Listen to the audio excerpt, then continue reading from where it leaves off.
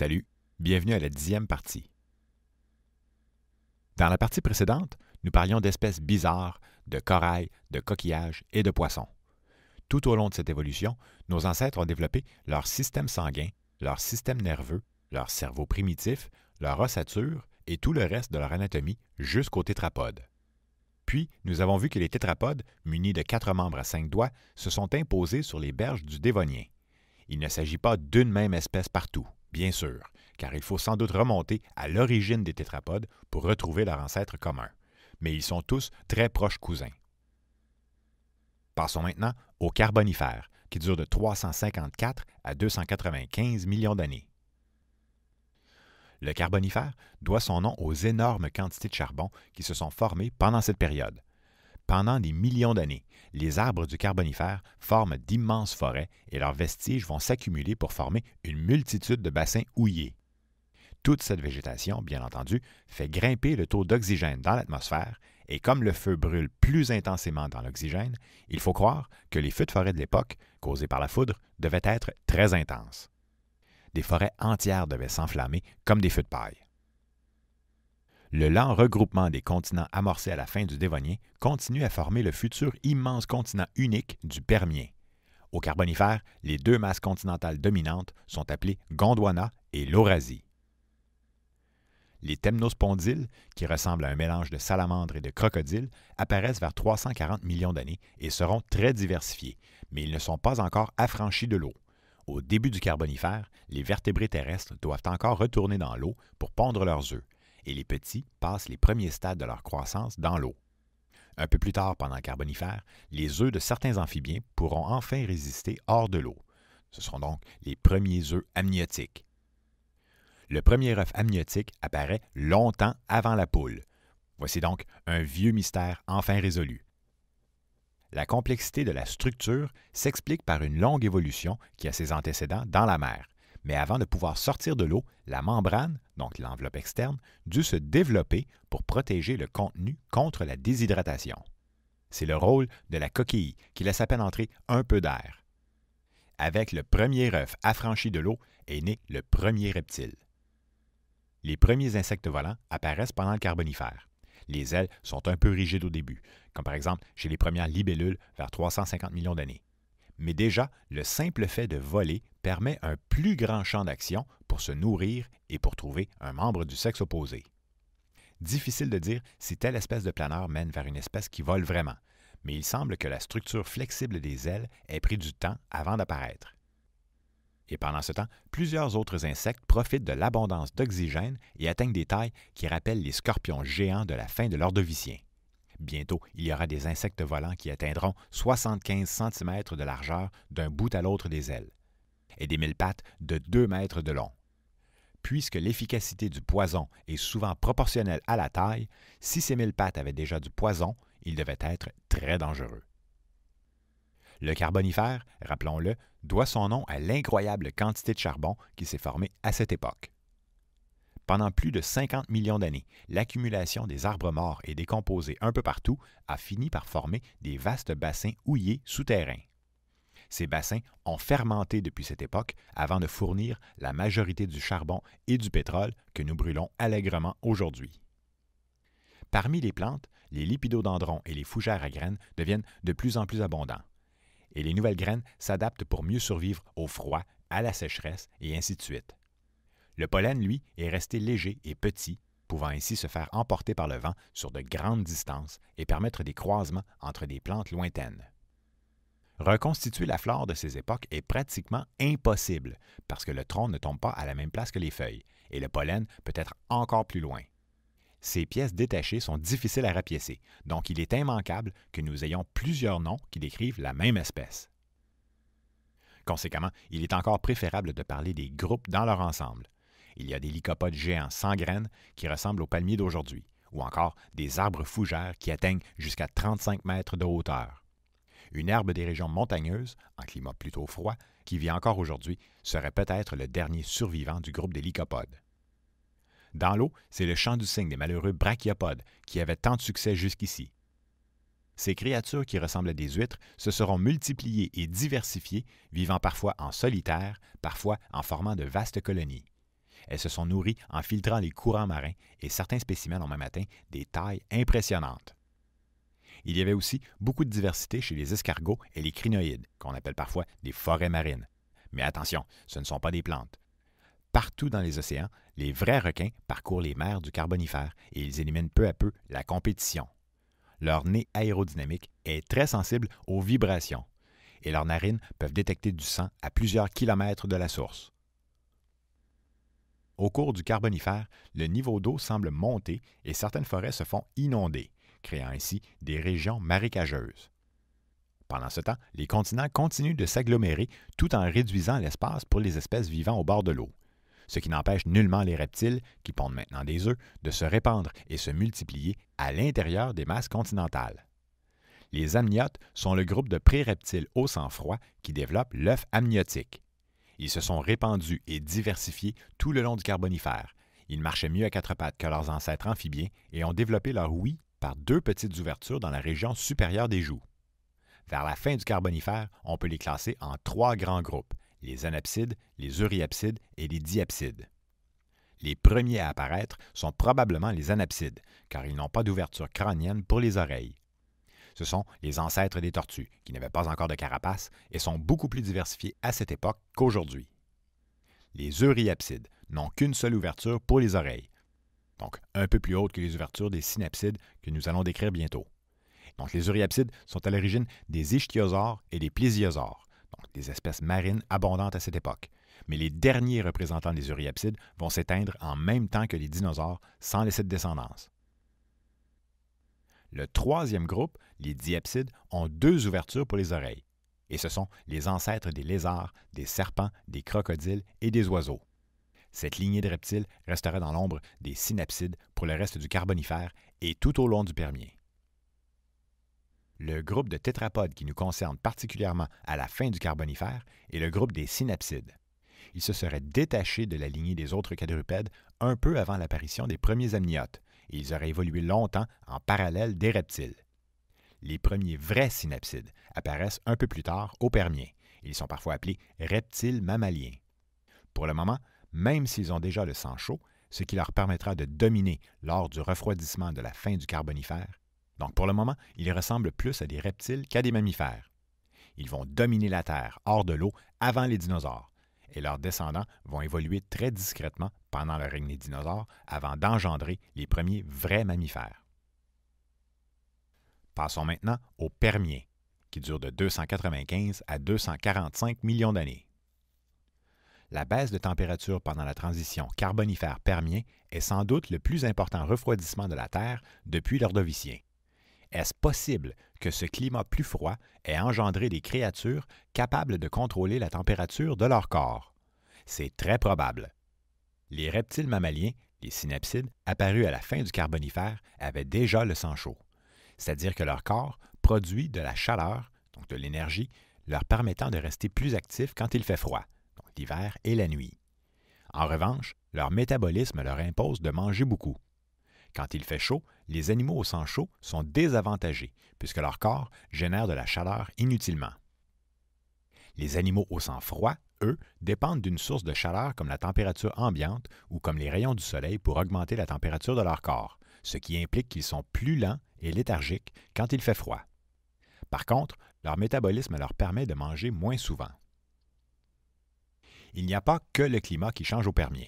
La formation graduelle du supercontinent Pangée aura des lourdes conséquences pour les espèces à la fois terrestres et marines. Évidemment, il existe plusieurs scénarios proposés de séquence et de durée, mais les grandes lignes sont les mêmes. Il y a un consensus sur la lenteur des mouvements et sur les positions approximatives de chaque continent. C'est vers la fin du Permien que l'unification se serait produite. Et même si les continents ne se sont pas tous unis au même moment et que l'unification ne dure qu'un certain temps, avant que les continents dérivent à nouveau dans d'autres directions, on remarque une diminution considérable de la diversité partout sur la Terre. À l'intérieur du continent, des vastes régions s'assèchent et deviennent désertiques, comme en Amérique du Sud, pendant que les continents près du pôle Sud, donc l'Afrique, l'Inde, l'Antarctique et l'Australie, forment de grands glaciers, réduisant encore plus l'espace habitable. Aujourd'hui, nous sommes habitués à nos continents relativement isolés. Il faut savoir que lorsque des masses continentales se touchent, il y a généralement des échanges de faune et que les espèces entrent alors en compétition sur un espace restreint. Naturellement, puisque chaque niche écologique ne peut contenir qu'un certain nombre d'espèces, il y a toujours plus de perdants que de gagnants, et plusieurs espèces disparaissent. De plus, l'espace disponible en eau peu profonde et le long des rives des continents diminue considérablement lorsque les continents se touchent, et toutes les formes de vie qui vivent à ces endroits sont lourdement affectées. Le Permien permet encore de vastes forêts en régions tropicales, comme par exemple en Chine, en Malaisie et au Venezuela. C'est là que survivent des lycopodes géants et des arbres fougères à graines, mais ces forêts tropicales sont plus localisées qu'au Carbonifère. Ailleurs, c'est une végétation adaptée au climat plus frais. Pendant près de 100 millions d'années, ces immenses forêts du Carbonifère et du Permien auront produit de nombreux gisements qui sont utilisés par l'homme à notre époque. Par exemple, le charbon, le pétrole, le plâtre et les acides. Les deux continents géants au début du Permien sont l'Eurasie, donc l'Europe et l'Asie, situés au nord, et Gondwana, tout le reste, situé au sud. Entre les deux masses, à peu près le long de l'équateur, se trouvait une mer tropicale que nous avons nommée Thétis. Cette mer chaude contenait une grande diversité de brachiopodes, de bryozoaires, de corail, d'escargots, d'ammonites, d'éponges et ainsi de suite, dont les dépôts ont littéralement fini par former des montagnes. Donc surtout dans le cas des éponges, des bryozoaires et des brachiopodes. On y retrouve aussi les dernières espèces de trilobites, créatures omniprésentes du Paléozoïque. Plusieurs espèces de la mer Thétis au Permien semblent devenir très grosses, qu'il s'agisse de cellules simples ou de brachiopodes. S'agit-il d'un gène qui favorise le géantisme dans les climats chauds? Plus tard, plusieurs dinosaures deviendront géants et plus tard encore, ce sera le cas de quelques mammifères. Les premiers à avoir du succès dès le début du Permien sont les reptiles mammaliens, donc les descendants des premiers synapsides. Ils composent le groupe des pélycosaures. Leur sang chaud, et dans certains cas déjà leurs poils, laissent croire qu'ils se sont adaptés pour résister aux hivers. Parmi ces pélycosaures, nous retrouvons des dimétrodons, munis d'une sorte de panneau solaire le long de leur colonne vertébrale, donc sur le dos, qui servait à réguler la température de leur corps lorsqu'ils l'orientaient perpendiculaire au soleil. Les dimétrodons, dont certains atteignent 3 mètres de long, étaient carnivores et mangeaient probablement d'autres pélycosaures végétariens. Le groupe des thérapsides émerge peu de temps après les premiers pélycosaures. Les cynodontes, qu'il ne faut pas confondre avec les conodontes, sont des thérapsides qui mangent des poissons et pondent des œufs, mais ils allaitent leurs petits. Certains spécimens ont peut-être déjà du poil et mènent vraisemblablement aux vrais mammifères. Il ne leur manquera pratiquement que leurs dents à développer vers la fin du Permien. Entre-temps, ils développent aussi leur façon de se déplacer sur leurs pattes, qui ne sont plus sur les côtés, mais en dessous du corps, leur permettant ainsi d'être plus lourds et de marcher plus vite. Parmi les animaux au sang froid, vers la fin du Permien, apparaissent les lépidosauriens, donc les ancêtres des lézards et des serpents, et aussi les archosauriens. Ces derniers, les archosauriens, seraient les ancêtres des protosaures, qui s'éteignent tous à la fin du Permien, des crocodiliens, donc les futurs crocodiles, des ptérosaures, les futurs dinosaures volants, et possiblement aussi des dinosaures. Par contre, à cause de leur vulnérabilité au froid, les reptiles du Permien restent dans l'ombre de nos ancêtres, les reptiles mammaliens.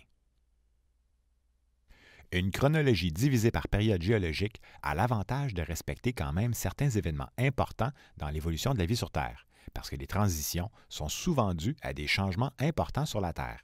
En fait, ces transitions géologiques sont rarement une bonne nouvelle pour les espèces vivantes. La fin du Permien est dramatique. Nous en ignorons la cause, mais c'est la plus importante extinction massive de toute l'histoire de la Terre. Il pourrait s'agir d'une ou plusieurs des causes habituelles, donc les refroidissements, la salinité des océans, la radiation solaire, les activités volcaniques. Le cataclysme semble se produire en 2 temps.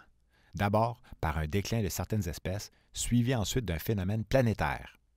S'agit-il d'un contre-coup de la première extinction? Nous ne connaissons aucun cratère de météorites datant de cette époque. Par contre, la formation progressive du supercontinent Pangée aurait considérablement réduit l'espace des rives, entraînant plusieurs espèces, isolées jusque-là, à se faire compétition. L'oxygène de la mer s'épuise, de la surface jusque dans les fonds marins.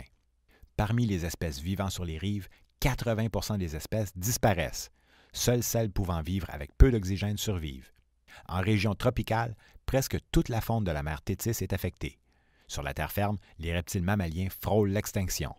Sur la Terre entière, les pertes s'élèvent à 90% de tout ce qui est vivant.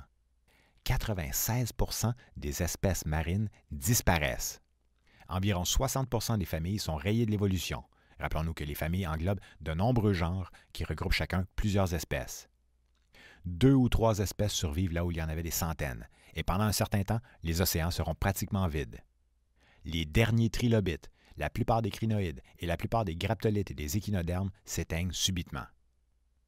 Chez les brachiopodes, seuls les articulés survivent, donc plus de 500 espèces disparaissent, et il ne restera seulement que quelques espèces de crinoïdes qui ne domineront plus jamais.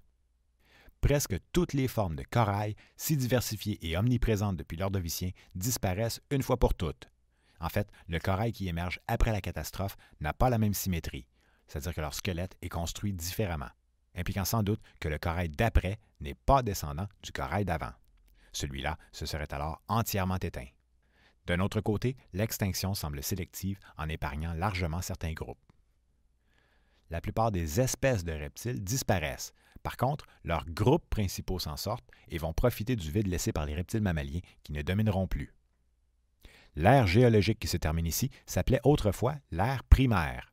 Selon les nouvelles chronologies, il s'agit maintenant de la 3e ou même de la 4e ère géologique de la Terre, ou d'un 4e éon, les ères étant des sous-divisions des éons. Après les éons adéens, archéens et protérozoïques, nous avons commencé l'éon du phanérozoïque et nous tournons désormais la page sur sa première ère, l'ère du paléozoïque, pour arriver à l'ère du mésozoïque, autrefois appelée l'ère secondaire. Le mésozoïque est beaucoup mieux connu sous le nom d'ère des dinosaures. Cependant, notons que cette fois, les dates géologiques ne concordent pas avec ces derniers. En effet, au début du Trias, la première période du Mésozoïque, les dinosaures n'existent pas encore. Certains reptiles mammaliens s'accrochent encore à leur niche écologique, mais après une autre période d'extinction au début du Trias, la Terre connaîtra un climat tropical continu de 150 millions d'années, donnant l'avantage aux créatures au sang froid qui vont prendre toute la place. Passons maintenant à l'ère du Mésozoïque, qui dure de 245 millions d'années à 65 millions d'années. L'ère du Mésozoïque débute par le Trias, qui dure de 245 à 205 millions d'années. Dès le début du Trias, le climat se réchauffe et les forêts tropicales se répandent. La Terre débute une de ses plus longues périodes de chaleur ininterrompue. Le plancton devient soudainement très abondant, sans oublier les ammonites et les bélemnites qui en profitent pour atteindre des proportions géantes. Nous avons trouvé des coquillages atteignant 2 mètres de haut. Le niveau de l'eau remonte, probablement dû au climat chaud qui fait fondre les glaciers. Le supercontinent Pangée, qu'il ait été totalement unifié ou non, se morcelle à nouveau et les continents repartent dans leur direction, changeant la configuration des océans et formant de nouvelles mers. Le fait que nous allons trouver des dinosaures sur tous les continents nous pousse à croire que toutes les masses continentales sont entrées en contact à un moment ou un autre. Les premiers à récupérer, à s'épanouir et se diversifier après la catastrophe sont peut-être les tortues. Il y a aussi des lézards et des serpents, mais ceux qui vont vraiment dominer sont les crocodiliens, cousins des dinosaures et des ptérosaures volants. Les reptiles ont le sang froid. Ils profitent du soleil pour se réchauffer le jour et deviennent plus lents pendant la nuit ou lorsque le climat devient plus frais. En revanche, ils peuvent survivre avec peu de nourriture et se priver d'eau pendant plusieurs jours. Grâce à leur métabolisme élevé, les mammifères parviennent à maintenir la température de leur corps relativement constante. Mais cette chaleur générée est inutile lorsqu'il fait chaud, et elle impose de boire et de manger régulièrement. Selon la forme de leur cœur, il est possible que certains dinosaures aient eu le sang chaud. N'oublions pas les oiseaux, descendants des dinosaures, qui aujourd'hui ont le sang chaud. Dans le cas des dinosaures, nous ne pouvons pas être certains à 100%, car il est possible que le simple fait d'être énorme ait contribué à conserver la chaleur plus longtemps la nuit. Les plantes terrestres les plus abondantes et les plus diversifiées du Mésozoïque sont les plantes à graines nues, nommées gymnospermes. Aujourd'hui, ces sortes de plantes ont presque totalement disparu. À cette époque, elles sont sur le point de répondre aux énormes besoins des dinosaures.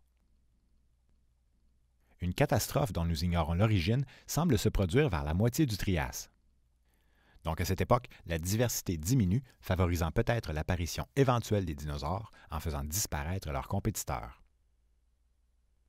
De nouveaux superprédateurs marins apparaissent à cette époque. Les ichthyosaures, les plésiosaures et les mosasaures sont des reptiles dont les ancêtres sont retournés dans l'eau, pouvant maintenant rivaliser les requins. Pendant ce temps, les reptiles mammaliens ayant survécu à l'extinction de la fin du Permien vont continuer à évoluer vers les mammifères, sauf qu'ils sont désormais au bas de la chaîne alimentaire. Leurs dents reflètent leur nouvelle alimentation, et nos ancêtres ont tout avantage à rester petits et savoir creuser un trou rapidement. Un bon odorat, une bonne ouïe et le sang chaud permettent de vivre la nuit, ou plutôt survivre, lorsque dorment les dinosaures. Quoique, certaines espèces auraient pu vivre de jour en se cachant dans les branches. Les premiers vrais mammifères, avec du poil, des glandes mammaires et ainsi de suite, apparaissent à la fin du Trias. Pendant le règne des dinosaures, les mammifères perfectionneront leur sens de l'odorat et du toucher, deux sens qui sont particulièrement pratiques la nuit ou dans un terrier. D'après leurs dents, les premiers dinosaures étaient surtout des herbivores, et dans nos représentations visuelles des dinosaures herbivores, la convention est de leur attribuer une couleur grise, comme c'est le cas de nos grands mammifères herbivores, donc les éléphants, les rhinocéros et ainsi de suite. En vérité, nous n'avons aucune idée de leur vraie couleur. Puisque la nourriture végétale est peu nourrissante, les herbivores, qu'ils soient mammifères ou dinosaures, donc les herbivores doivent ingérer beaucoup de végétaux et tendent à devenir très gros. Très tôt, il semble y avoir une escalade de grosseur qui ne peut s'arrêter, et leur estomac devient une sorte de baril de fermentation. Peut-être que la taille était la meilleure protection contre les théropodes de type coq ou encore contre les crocodiles et les ptéropodes. Vers la fin du Trias, les dinosaures ne mesurent pas plus de 2 mètres et se distinguent déjà en 2 grands groupes, ceux de type coq qui marchent sur 2 pattes et ceux de type lézard qui marchent à 4 pattes. Notons au passage que les dinosaures n'avaient pas tous la cervelle de la taille d'une noix. En général, le cerveau des herbivores est plus petit que celui des carnivores, qui rejoint presque celui des mammifères. Le Trias se termine par une extinction majeure importante, mais ce n'est pas une extinction massive. Environ 25% des familles disparaissent, dont plusieurs crustacés, éponges, céphalopodes, brachiopodes, insectes et vertébrés. C'est possiblement suite à cette extinction que les dinosaures vont saisir leur opportunité pour se retrouver au sommet de la pyramide alimentaire, et ils vont occuper toutes les niches dominantes. Les dinosaures sont fascinants par leur taille et par leur apparence. Ils étaient diversifiés et ils ont dominé la Terre pendant une période près de 3 fois plus longue que celle des mammifères. Aujourd'hui, même si nous semblons en savoir beaucoup sur les dinosaures, nous sommes loin de tout savoir. Dans l'ensemble, nous n'avons environ que 1000 espèces identifiées, dont environ la moitié ne serait connue que par un seul fossile, et la plupart des espèces connues vivaient à la fin de l'ère des dinosaures, c'est-à-dire pendant le Crétacé. Passons maintenant à l'ère du Jurassique, de 205 à 135 millions d'années. Le Jurassique, c'est l'apogée des dinosaures, qui vont dominer pratiquement toutes les niches herbivores et carnivores jusqu'à la fin du Crétacé. Le climat et la végétation abondante leur est favorable, et certaines espèces vont rapidement atteindre des tailles gigantesques. Les sauropodes, entre autres, sont nommés avec une escalade de superlatifs. Supersaurus, Seismosaurus, Ultrasaurus. Les plus gros spécimens peuvent atteindre 50 tonnes et mesurer plus de 80 mètres. Généralement, on trouve ces spécimens en Amérique. Et n'oublions pas les Deinonychus, ces dinosaures de type coq rebaptisés Vélociraptor dans le film Jurassic Park. Dans le film, ils sont dits assez intelligents pour ouvrir des portes. Pendant le Jurassique, il semble y avoir des petites périodes où la diversité diminue, comme par exemple vers 179 millions d'années, mais rien de bien majeur. Toute période et toute espèce confondue, nous avons peu de fossiles véritablement significatifs, ce qui rend le cas d'Archaeopteryx exceptionnel. Aujourd'hui, les oiseaux seraient les derniers représentants de la lignée des dinosaures, et il est vrai qu'ils ont plusieurs ressemblances anatomiques, mais est-ce vraiment vrai?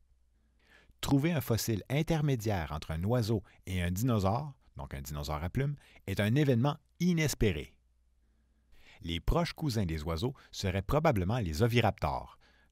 Malheureusement pour eux, leur nom signifie « voleur d'œufs ». Les oviraptors seraient d'incontestables dinosaures qui avaient aussi, peut-être, des plumes.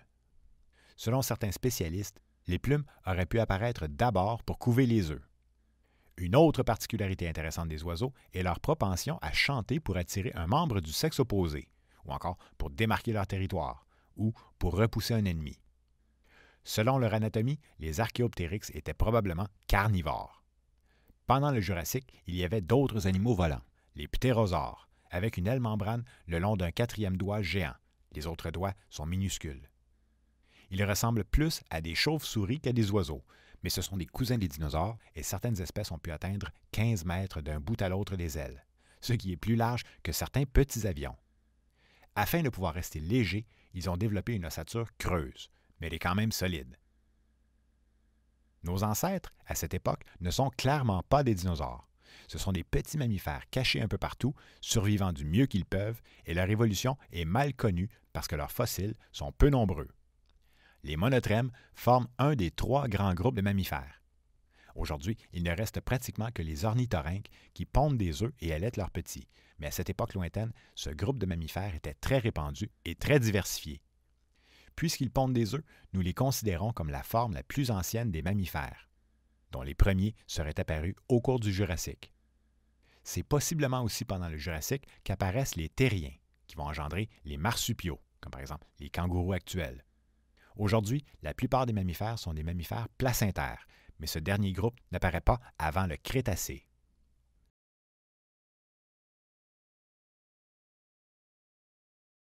Alors parlons maintenant du Crétacé, de 135 à 65 millions d'années. Le Crétacé, c'est la dernière période de l'ère des dinosaures, et c'est l'apogée des grands prédateurs comme les fameux tyrannosaures. L'efficacité des prédateurs, la tendance au refroidissement et le changement des plantes vers les plantes à fleurs, donc les angiospermes, semblent entraîner un déclin progressif tout au long de cette période. Les plantes à fleurs commencent à se répandre autour de 100 millions d'années, avec des graines mieux protégées et un système reproducteur intimement lié aux insectes pollinisateurs. En imitant la femelle de l'insecte, par la couleur, l'odeur et le goût, les plantes deviennent dépendantes des insectes pour se reproduire, mais elles peuvent développer des méthodes ingénieuses pour protéger leurs organes sexuels en laissant un accès pour l'insecte. Les plantes à fleurs ne dépendent plus du vent qui distribue le pollen au hasard pour se reproduire, c'est-à-dire que les insectes, eux, savent où ils vont. Après, les graines sont entourées d'un fruit, qu'il soit charnu ou sec, pour mieux résister aux intempéries et fournir les ingrédients de départ nécessaires à la génération suivante. Parmi les mammifères du Crétacé, le groupe des monotrèmes est moins abondant que le groupe des marsupiaux.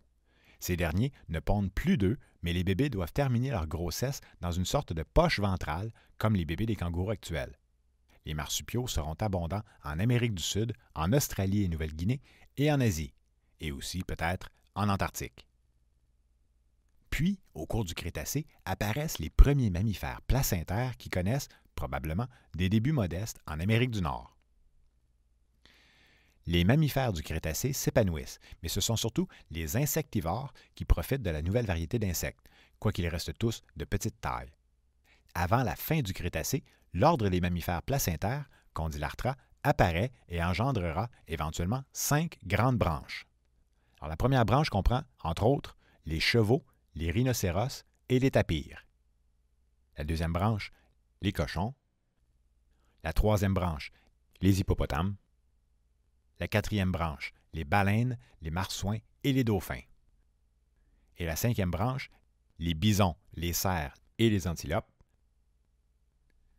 Un autre groupe de placentaires insectivores reste de petite taille, mais va bientôt engendrer la lignée des carnivores, qui seront contemporains des derniers dinosaures.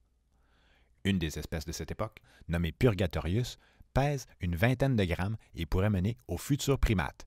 Mais ces derniers, les primates, n'apparaîtront qu'après les dinosaures. Nos ancêtres sont bien là, parmi les premiers mammifères placentaires insectivores du Crétacé. Mais pour le moment, ils adaptent leurs dents d'insectivores à un régime de gomme et de sécrétion végétale, donc adapté aux plantes angiospermes.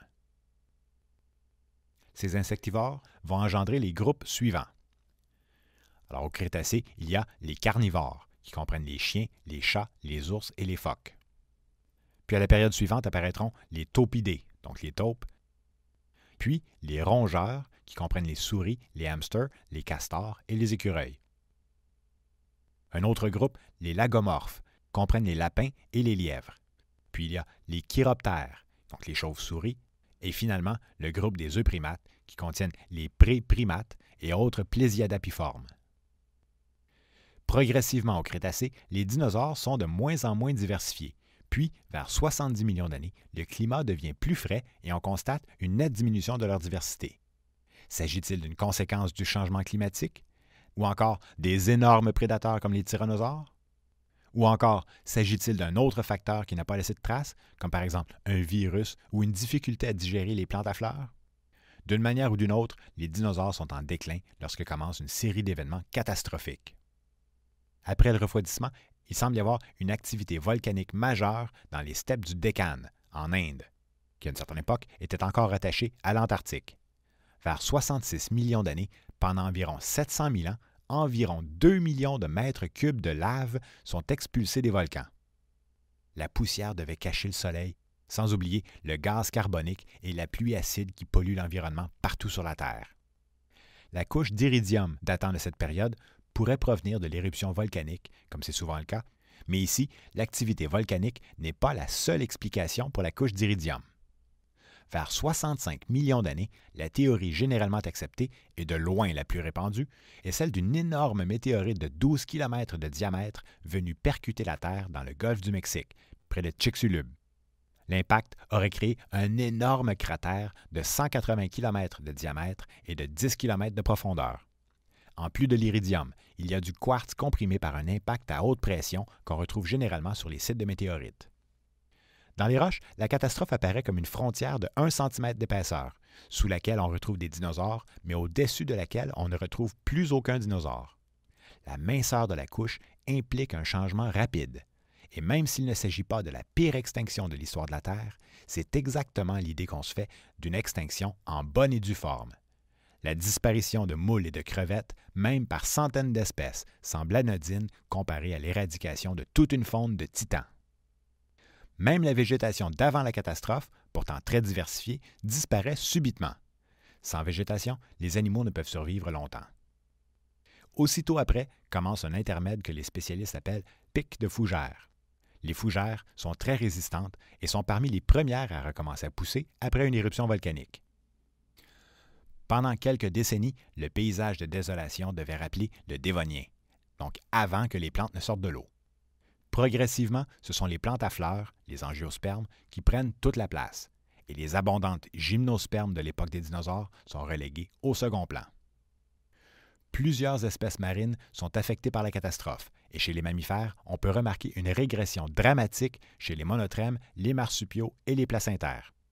Le monde d'après les dinosaures sera principalement un monde de placentaires, et même s'il reste encore des cousins des dinosaures, c'est-à-dire les crocodiles, les serpents, les lézards et les tortues, à toute fin pratique, le règne des reptiles est terminé. En résumé, lorsque nos ancêtres sont sortis de l'eau, leur lignée se distinguait déjà des anapsides, les tortues, des diapsides, les reptiles, et des euryapsides. Par la suite, grâce à leur sang chaud et à leur métabolisme élevé, les premiers reptiles mammaliens ont dominé la terre ferme pendant quelque temps. La catastrophe de la fin du Permien, soit la plus grande extinction massive que la Terre ait connue, met un terme à pratiquement toutes les lignées qui avaient du succès tout au long du Paléozoïque. La flore et la faune qui apparaissent par la suite, à la fois dans les océans et sur la terre ferme, n'a rien à voir avec celle des époques précédentes. Nos ancêtres ont alors dû rester discrets tout au long du Mésozoïque afin de survivre au long règne des dinosaures.